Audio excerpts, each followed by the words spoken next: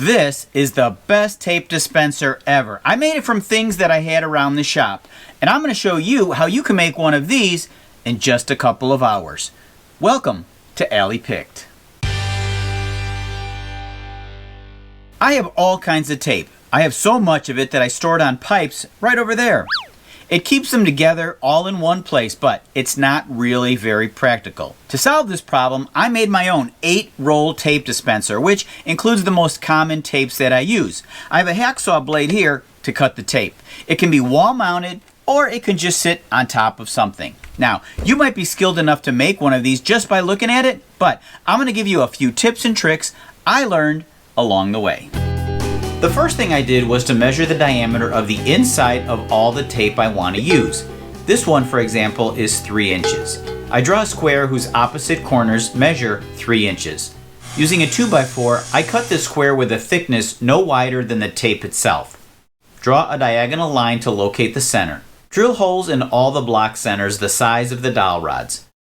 I'm using 5/8 of an inch dowel for the larger tape and 3/8 for the smaller ones.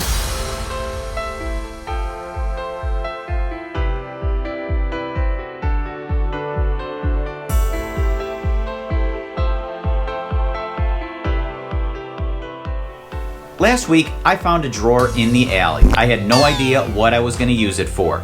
It was just solid oak, so I kept the pieces. These are 9/16 of an inch thick. I wouldn't use anything thinner than this. 3/4 inch pine would also have been just fine. I'm not one of those builders who designs things ahead of time on the computer. I'm just making this up as I go along. I mark the center at the top of all my wall dividers. Using an awl, I mark on this line at 5/8 of an inch and 3/16 of an inch. This is where I'm going to drill my holes for the dowels to turn on. I don't want to drill all the way through. I'm leaving about 1/8 of an inch in the center.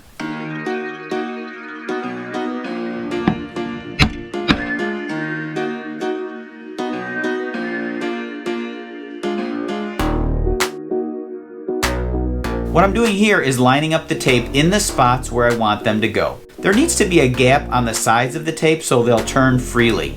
That's what these pieces of cardboard are for.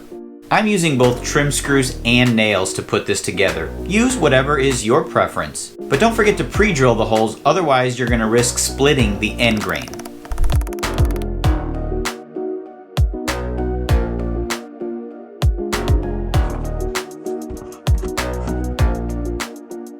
In order to cut the tape, I'm going to use a hacksaw blade. One is going to be too short and two will be too long, so I'll cut the second one to the appropriate length.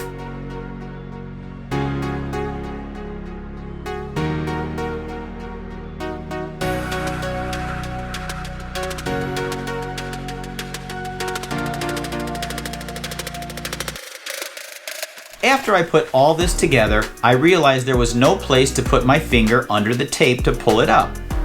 A chisel solved this problem quickly.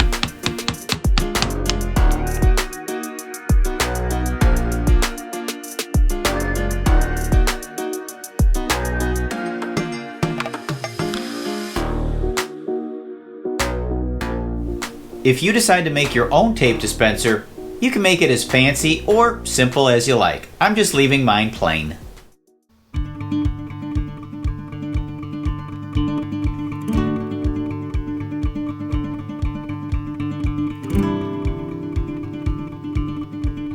So thanks for watching Allie Pick today.